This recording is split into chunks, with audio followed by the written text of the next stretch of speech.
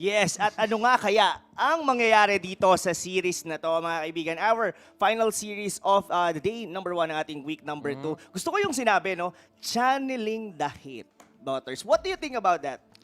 Alam mo, ito kasi si hate nakikita ko dito yung dating Carl Z. Yung Finesse Solid Carl. Way back season 2. Season 2. Oo. Na kaya mag-work ni Carl in the favor of his allies. Kaya niya din mag-work in the opposite side para sa kanyang mga kakampi. Kaya niya, para siyang bomba. Okay. Kumbaga, kaya niya sumabog sa'yo, kaya niya din sumabog sa kalaban mo. Pwede rin siguro dyan yung double-edged sword. Pwede Yes, ba yun? Kumbaga, yes. it's either you hit or, kumbaga, pwedeng You hit them or mag-backfire. you hit yourself. Yun lang. Okay. Oo. So, the thing why I'm saying this is, for double-edged swords kasi, the moment you actually see them go in for a play na sobrang risky, pero high risk, high reward, kailangan mo silang alalayan. Because if you don't, it's gonna hurt you. Kasi yun nga yung hinahanap mo. Kailangan itong mga players na to, maximum uptime sila. Sa pagpa-farm, sa pagkuha ng gold, sa pag-secure ng objectives kasama mo, and just get the map control on and on. All in all. Pagka di mo nagawa, that's usually gonna hurt you in ways na they're just, they're gonna get picked off in the places na, alam mo yun, hindi naman dapat sila mahuli, pero dahil kinuha nila yung isang malaking play na yun and they decided to just go for it, it's gonna hurt you in the middle of the process. So, the thing about Execration dito is they have to channel the hate wisely. Kumbaga, channel the hate in a way na kapag si hate pumasok na, dapat lahat kayo ready na din pumasok. Oo, parang choose your battle wisely. Choose your battle wisely. Yeah, well, I totally agree with that. And as well, siguro ito kasing team ng Execration, the way I see this team, ito yung parang instinctive type ng team sa MPL. What I mean na instinctive type, mga kaibigan, is that itong mga players na to, hindi lang gumagalaw only on shot calls. Even, alam mo yung pag like Chuck no nandito to sa brush na to or sa bush na to, hate already knows kung gaano yung pwede niyang, gaano siya kalalim pwede pumunta. Kasi he already know na nandun si Chuck no, regardless of the shot call is nandun yung kasama niyang tank, tutulungan siya na nun. At yeah, and the rest gonna be history. Let's talk about Etomax dito. Etomax, I think, probably the most improved player for the side of Execration. At mukhang nagti-TikTok pa siya. Mukhang nagti-TikTok pa siya. At malakas mag-TikTok to si Patrick. Talaga? Malakas mag-TikTok yan. I see. Kaya nga laging nasa story niya yung TikTok niya tapos gaganon ko. Okay. Sabi, lakas mo naman, Lods. Grabe pala Sabi to niya, si ano. alam mo sinabi niya, pre. Sige. Ano yun? Papawis lang. Ay! Basic lang, no? Bini-basic lang. Papawis lang. Eto, Max pala, sana all. Pero yeah, well, ito naman on your skills, mga kaibigan. Of course, the bootcamp ng Blu Fire, mukhang relax na. Bakit si Unseen parang talagang iniisip niya na talaga yung mangyayari sa laban nila, no? But the rest of... May lang ako sigurong nakita sa kanila, Butters, na wala si Unseen. Headband. Tama. May stats kasi yan. Great analysis.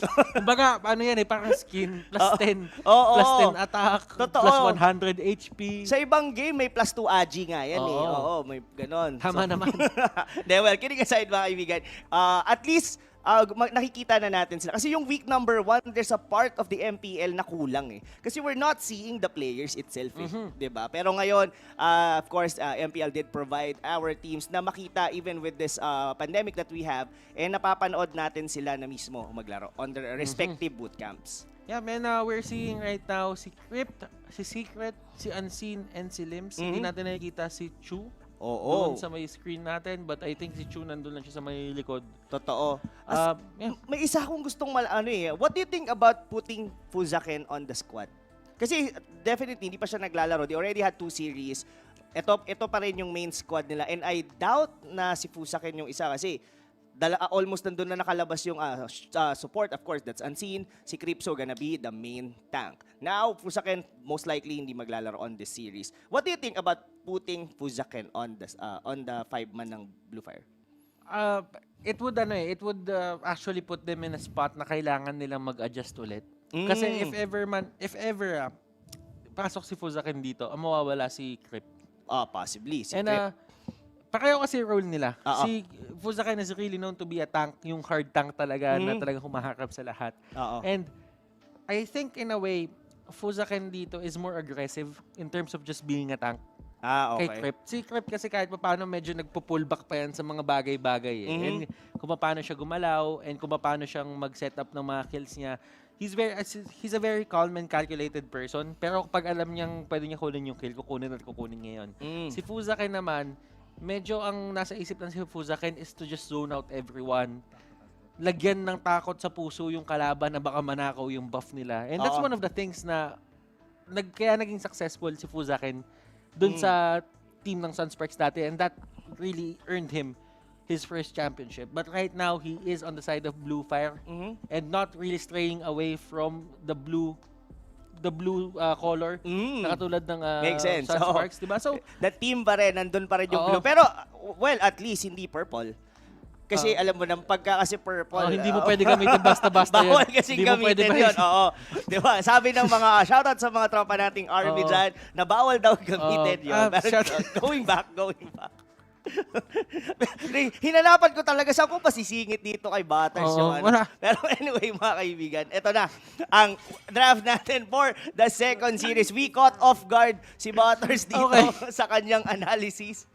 Ibig sabihin, hindi pwede mag-purple buff basta-basta. Hindi pwede, oo. Kaya doon sila ngayon nagkakaroon ng dilemma. Huwag na tawagin purple buff, dapat blue buff na lang. Kasi pag purple, bawal kunin. Para lang yan sa army. At bakit nga ba natin tinatawag na purple buff? At bakit nga ba natin tinatawag na orange buff? Kasi yun po ang nakalagay sa mismong encyclopedia ng game. Official siya na yun ang kulay talaga ng buff. Yan. Pero yung army pa din ang dapat daw kumuha nun. Pero masyado na ako makulit, mga kaibigan. Ito na, first band dito, Blu Fire, that's gonna be Kufra and Selena, no? Pansin ko dito sa mga games natin, even on the Bren Esports bands, talagang hindi na pinalulusot ang Selena. Sa totoo lang, I'm actually surprised na hindi nila binaban yung Farsa instead of Selena. Kasi, I get it naman kung ba't yung baban yung Selena. Parang napakasakit sa ulo ng Selena, napaka-annoying. But at times kasi if you can shut down the Selena, ang hirap bumawi as a Selena player. Oo, totoo. But then again, si Farsa kasi ang hirap niya hulihin, ikot-ikutan kanya, kaya kanya i-clear wave. Totoo. So in terms of utility, alam mo nang Farsa does more. Diba? The Selena. Oo. Siguro ang ano lang talaga doon is the constant threat na posible. I mean, kasi yung early game advantage, being aggressive, mas aggressive definitely ang Selena. Lalo na sa first, 2 to 3 minutes ng laro. Kasi ang bilis ng burst down with abyssal arrow trap, tapos vision na ibinibigay niya. Pero once you go doon sa mid-game, mas nagpo-flourish nga, like what you've said, the Farsa, lalo na into a defensive stance ng team. Now, the ban, at medyo nasisettle na natin yung ban, siguro kung pagbabasihan natin on Bren on our first series, ito yung mga kadalasan na hindi nakakalusot ngayon sa 10 hero ban natin, Butters. Yung dalawang tank talaga, which is yung Atlas, yung Selena for that, even the Khalid and Kufra. Yan yung apat na consistent na nasa ban natin dito sa unang-unang araw ng 10 hero bans natin. Sa mga bagong nood dyan at sa mga bagong fans siguro ng MPL, let's just go through the thing that's happening right now. This, ladies and gentlemen, is called the drafting. Yes. Na parang ka naglalaro ng chess. Sineset up mo yung sarili mo in a way na parang, alam mo yon, safe ka, pero dapat laging nalalagay sa alanganan yung kalaban. So, you're picking the heroes na gusto mo and you're banning out the heroes na ayaw mo makita sa side nila. So, that's for new viewers. And kung old viewer ka and you get the idea of this, this is new for you then kasi this is the 5-man ban for every side. So, this is literally the 10-ban setup na tinatawag natin. Oo. Ito talaga yung pinaka-major na patch all throughout ng Mobile Legends. Ito lang, itong Season 6. So, we've been on the same set up all the way from Season 1 hanggang Season 5. Itong mga teams natin sa Season 6, ito yung mga unang makakapag-try, of course. Not exactly. For the Season 1? Season 1 tayo, Season 1 natin is 2 bans. I see. And later part pa, mga Season 2, Season 3, tsaka tayo nag-3-ban setup. And right now, this is the second change ng MPL. Pero just to get the history correct, we had the 2-ban setup noong Season 1. 2-ban setup only on first phase. Mm. Ah, okay. So that's how OG si Butters, mga kaibigan. Kasi honestly, ako nag-ano na talaga ako for MPL Season 2 na talaga. Yun na yung mga Di ba time. alam mo yan yung mga panahon na inabutan mo na Oo. kahit paano. And buti na lang ng mga panahon na yun, 2 bans lang. Oo. To be honest, kasi kung na-3 ban tayo nun, feeling ko malala eh. Oo, sa Konti na hero eh. pa yung hero kasi mga time na yun eh. That's the reason meron tayong nakikitang mga funny picks pa noon. 'Di ba? Even Johnson, medyo prio pick pa. Those were the times talaga. But ito na, pag-usapan natin ngayon dito ang ban. Now, Execration having the Farsa and the Tamus were in. Ito yung may dalawang hero na medyo maganda yung pinapakita dito on week number 2 if we will be basing on how Brain Esports did their draft kanina. Pero, somehow, Blu Fire, medyo pambrusko yung pick nila dito. No? They do have the Hilda and the Kato Kacha. Medyo, kumbaga, etong dalawang side lanes ng Blu Fire, enough na siguro to be able to hold their own respective lanes. But, wala pa tayo nakita dito. What's gonna be our hyper carry kaya dito? Okay. Okay, so etong show na to, I think this is the Benny Cutie hero. Yes. Blu Fire naman on the other side, they have Limbs, Crypto Secret. Sila na yung nakapag-lock dito. I think Limbs will get the Esmeralda. Secret dito, it's probably going to be the Gatot. And hindi pa nila pinipili yung true hero dito. So, that's a pretty, that's a safe setup for the side of Blu Fire. Execration naman dito, they got the Farsa. Yes. They're totally happy with that. They got the thumbs as well. Yes, definitely. Pero the Valir ban is somehow like a deny pick for Unseen. Tingin ko yun na lang naman yung kulang dito for the side of Blu Fire, yung hero ni Unseen nga and Nichu. But I'm surprised dito sa second series natin that they're not picking their hyper carry on the first 3 picks. Well, there are a lot of adjustments and madami naman tayo mga hyper carry dito, and it's more sabihin na natin for both of these teams, I think they prioritize this stuff more or these roles more just to get the flexibility na kailangan nila. Execration dito kasi feeling ko naman, well, not a feeling, but it's statistically proven na Hate has a lot of heroes and Hate even has the Harriet. So, if push comes to shove, if makalimutan dito ng Execration, yung makalimutan ng Blu Fire dito yung mga heroes na ganun, Harith will be available for Execration, but the thing is, there is a love-hate relationship din para kay Esmeralda at kay Harith. Totoo. Diba? Saka medyo nostalgic pa sa akin yung I think Execration did already use Harith. Tama ba ako? Doon sa match nila against, was that? Yung may nag-teleport sa likod, they were going against, that was Aura? Tama ba? That's Aura. Yung diversion, ginamit sa likod ni Hate. And sadly, hindi niya nakita yung sound cue. Yung sound cue and napita siya. And that could have been their win actually. Oo. Nag-scale na sila ng tama doon. Sobrang daling nahulihin ng Aura PH. But sadly, nahuli sila sa likod talaga. Nahuli si Hate. Saka you cannot even blame talaga. I mean, yung sound cue na yon, yeah, it's very important. Pero kasi, iba na eh. Kumbaga, that was just like 1 or 2 seconds para process mo yon into your brain na merong nagte-teleport doon sa brushes. And yeah, that was we will be talking that for another day. Pero ang pag-usapan natin dito, the Claude, like pinag-usapan natin on Series 1, is back. Attribute gain. A lot of teams are thinking, baka pwede na nga talaga yung Claude ngayon. And we're seeing it right now. Blu Fire dito, kailangan nila mag-adjust dito sa Claude na to. How will you answer this? Execration, I think they're pretty happy with this. Totoo. It's a Hate hero eh. Isa si Hate din sa talaga na magagaling gumamit ng Claude. And yeah, so offensive-wise dito, Execration dito, I'm leaning towards with them. Somehow dito on the Blu Fire squad, this is the sustain into tanky. Kaso kasi, pag nag-scale ng tama yung Claude, regardless how tanky you can be, kayang-kaya eh. Kayang-kaya ng damage lalo pa sa nerf. Well, gusto ko to. Gusto ko tong pick na to. This is sabihin na natin, this is very unseen. No puns intended. Unseen talaga. Ito yung mga heroes ni Unseen. Mahilig siya sa ganito. Nana, Natalia, yan yung mga trip niyang gamitin. And I was just about to say na Hylos ata yung pipiliin dito na Execration just because yung 3 frontliners sila is going to hurt a lot or is going to have a hard time dealing with him. And Blu Fire dito, problema nila to ngayon.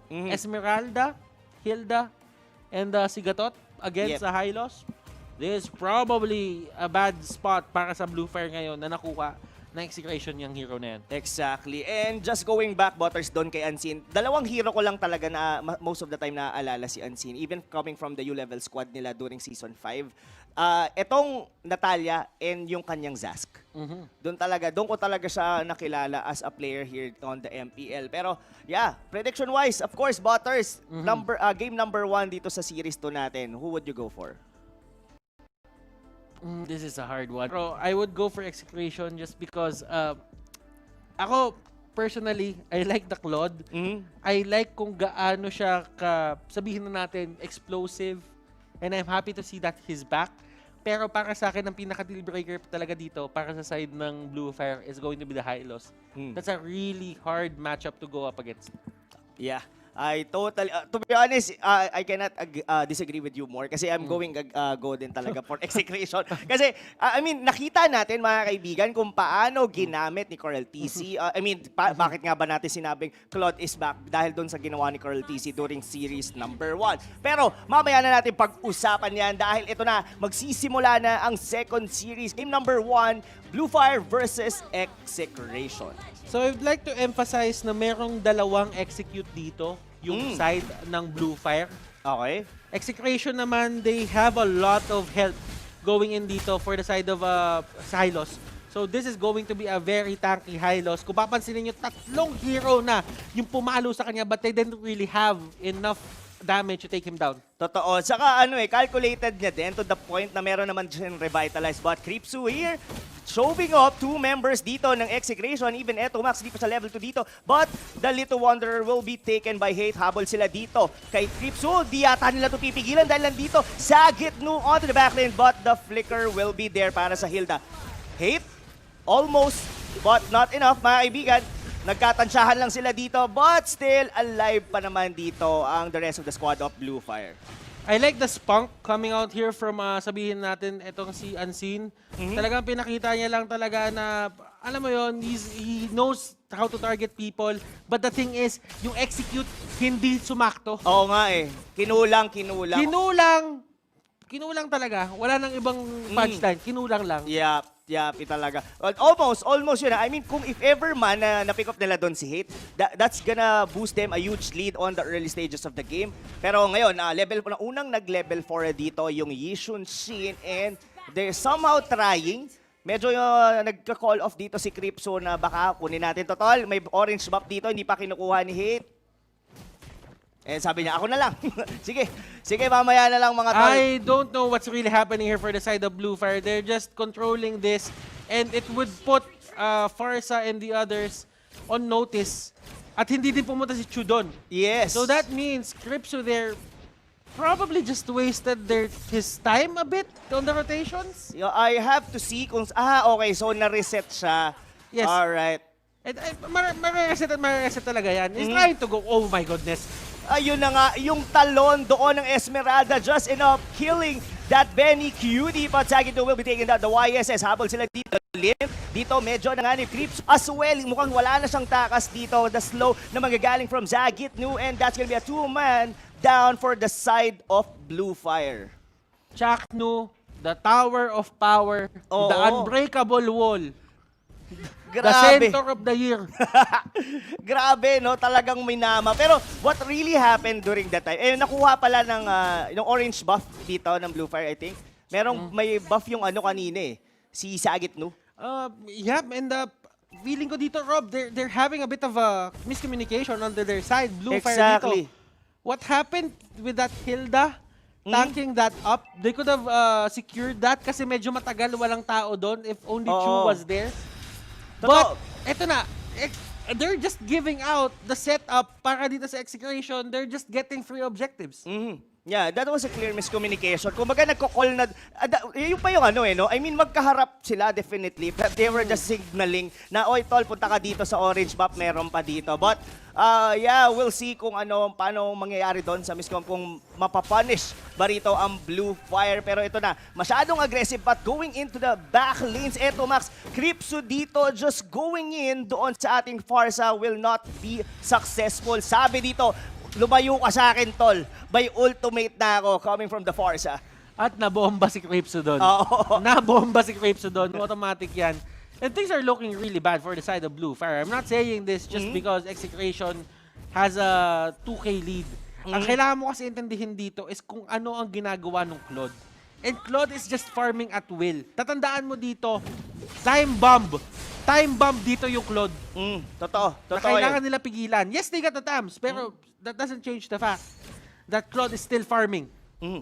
Totoo yan. I mean, scaling-wise, I would definitely lean towards dito sa Cloud over the YSS. Why? Because it's an AOE. Number 2, well, siguro meron namang saving grace doon ng konti, Butters, kasi Retribution si Hate. So, there's a good chance na baka mataunt ng isang Gato Kacha. Probably, makancel nila yung, tawag dito, the ultimate coming, the Blazing Duet. Pero, ang ano pa rin dito, storya pa rin dito, Butters, is slowly but surely nagso-snowball na rito ang Execration. A Claude with, sabihin natin, with 2 items on his bed is really scary. Chakno dito, pinalo sa ulo si Crip. Si Ansin dito talaga nahanap niya yung mga tamang target niya. He's finding the Claude, he's finding the Farsa. But what can you do? You don't have enough damage. Kripsu dito, try to run away. Kripsu will go down. And he will definitely go down. And Chakno dito, susubukan na basagin yung Torre sa gitna, pero nandun pa rin naman si Unseen, but he was already been seen at revitalize lang, tol. Lapit ka sa akin. Masyadong masakit sa ulo yung nabigay dito na hero para kay Chakno. Oo. Parang nahirapan sila dito na pasukin. Yes, nawala yung dalawang S-tier tanks natin, the Kufra and the Atas, but the Hylos is still there. Pero ang ano talaga dito, no, collaborative talaga din yung damage dito. The whole squad, yes, napipick up nila doon sometimes yung TAMs, pero yung threat ng Execration nandun pa rin. I mean, each and every hero, even Eto Max, is not even dying kahit siya yung tina-target nung ni Unseen and even ni Kripsu. And sa gito dito nahuli man siya, pero it won't really be enough. Kasi kung titignan mo dito yung avarice ni Limbs, yes, hindi pa siya na-take down dito, pero he's playing very defensively. And that only means yung avarice niya dito, hindi niya pa nagagamit talaga to its full potential. Oo, totoo yun. Pero dito, mukhang medyo mahuli nila. Hate on the back lane, just been killed by Secret. Hindi na siya Secret dahil siya nawala, pero habol sila dito. Mga Chong, Secret, still alive, the glorious pathway, enough na ba yan para matakas? Pero sabi ni Kripsu dito, habol, very cutie, going into the back lane, and that's gonna be the end. Now, dito natin makikita naman ang weakness nung build dito ni Hate because he's on the Retribution, meaning to say, pwede siyang mataunt ng isang Gato, pwede siyang ma-burst down once na ma-crowd control ang Claude. That is true. Walang Purify, walang Flicker, no extra means to escape. But this is the Gillette instant replay, hashtag save the day. Eto Max, doon nahuli siya, doon sa may likod. Look at this. Chakno, ilan na yung pumapalo sa kanya? Ang tapa, pre, kapag pinalo mo ng pinalo, ano nangyayari? Lumalambot. Si Chakno hindi, patigas ng patigas. Hindi mapatay yung kabayo, no? Yes. So that instant replay is brought to you by Gillette. Shave the day. Shave mo talaga yung day natin. But Secret will be taken down. Glorious Pathway paharap. Kripsu ang mamamatay. Then it's gonna be a 2-man down for the side of the Blue Fire. Limbs dito, pumapalag with the Falling Star. Moon, Sagitno still alive with the Continent Inferno. Going back into the Turtle. And now, balik na naman ang tempo sa Execration. Execration dito won't really be scared of going for these objectives. Remember, they have the setup, they have the map control, and they have the retribution. On the other side, para makuha nila yung mga objectives na ganito, dun sa may gitna ng river, the Lord, the Turtle, they have to win a team fight. They have to go for a pick-off. 1 or 2 would do the trick, pero pinaka-safe na yung 2 para sa akin with the lead that Execration has right now. Oo, grabe. Medyo nahihirapan na in terms of din sa map control dito ang Blue Fire. Pero look at the feather airstrike ni Eto Max. Almost killing Creepsu, pero si Hate yung nakakuha sa may bandang likod. Hate, hindi pa siya humihinto dito. He wants to take down Libs, but onto the back lane. Sabi ni Secret, masyado ka nang makulit, and that's gonna be end. Unseen, just waiting for the right opportunity to pick off. Pagbalik niya doon sa unggoy, siya naman yung binigyan. Para sa akin, ito si Unseen, yung mga playstyle na ganyan, yung cool, calm, and collected, what we call the CCNC. Oh, wow. Sinabi natin, CCNC. Pangalan yan. Pero ang tawag ko na sige, CCNC. Oo. Na he's not really trying to go for the fight. Patient siya, and he's trying to punish everything na ginagawa ng Claude dito. Ginagawa ni Unseen yung trabaho niya dito for the team. Exactly. Para siyang kumbaga may bago na kasing tawag ang Signal Ultra ngayon, parang Butters. Ano? Team Kalmado. Ganyan, di ba? So pwedeng-pwede yan for Unseen. Kalmado siya, just waiting for the right moment. Talagang napaka-patient niya na alam niyang babalik at babalik doon si Hate sa kanyang BMI. And Unseen is really trying. Yun yung maganda dito. Unseen is really trying to delay. And the only reason why Execration dito is not getting the win at hindi sila sinastamp todo ng Blue Fire dito is because laging may threat yung Claude. Laging may threat yung Farsa. Kapag kayong Farsa nag-feather airstrike, nakita niya, ang gagawin ni Unseen, pupuntahan niya. Oo, di-disrupt niya yung feather para umalis doon si Eto Max. Now, going back doon sa pinag-usapan before the start of the game, ito na yata yung sinasabi natin na channeling the hate. Diba? Yung double-edged sword, you hit it or sila yung tatamaan. Medyo nararamdaman natin. Hate was being funneled here, but pag siya yung nawala sa equation, medyo tumatagilid ang vapor dito ng Execration. Hate can go 1v1 with his Lord. Walang problema yan. And look at this. They're just being very aggressive with it. Si Unseen nandun sa may pinakadulo, Creepsu, hinahabol na talaga nila dito si Hate. Totoo. Kita mo yung dalawa, Creepsu pati si Unseen. Sa likod! Oh, ayun na. Doon sa may bandang likod, mga kaibigan, tumingin kayo lahat sa mapa. Yun lang ang binabanatan nila. That's gonna be Hate. Pero, sabi ni Eto Max, huwag niyong galawin yung tropa ko dahil kayo ang mawawala ngayon. Bawi sila dito. Yung dalawang makulit doon sa likod ay nawala ngayon. Ay apat na ngayon. Si Glimpse na lang ang natira, and that's gonna be it for Blue Fire. The unbreakable wall, mga kaibigan, Chaknu! The Tower of Power! The Tower of Power. Pero si Eto Max with the feathered airstrike. Wow! What a turn of events, mga kaibigan. From Lord to wiping out the rest of Blue Fire. What a spectacular performance coming from Execration. Chaknu, my goodness, one of his best games yet. I know madadagdagan pa to. Pero my goodness, Chaknu, yes. Iba yung pinakita niyang performance doon. Iba yung pinakita niyang sandigan. Matibay ang sandigan ni Chaknu. Totoo. Matibay na matigay. And props din kay Eto Max. Talagang siya yung pinipilit na i-pick off dito nung dalawa ni Creepsu and ni Unseen. Then suddenly, nung mid-game, pinili si Hate na yung target, which is nagiging successful doon yung Blue Fire. Now, doon sa last fight na yon, ang ganda ng ginawa ni Eto Max. Ano, pre? Binantayan niyang maigi si Hate. Sabi niya, Par, hayaan mo lang kang pasukin. Nandito ako. Babantayan kita, Tong. Yun yung isa sa mga downside ng Natalia. Alam mo si Natalia, napakataas ang damage output niyan. Pero it only takes one stun to take down ang Natalia. And that's the thing. That's a truth na kailangan bantayan dito ng mga teams. Yes, the silence is there. It would really, make it hard para sa isang Natalia na tumakas. And it would really make it hard din para sa Claude na tumakas kapag siya naman yung hinahunt ng isang Natalia. But the thing is, they played it right. Yung mga frontliners nila doon, si Sagitnu, si Chaknu, and si Benny, they did their job.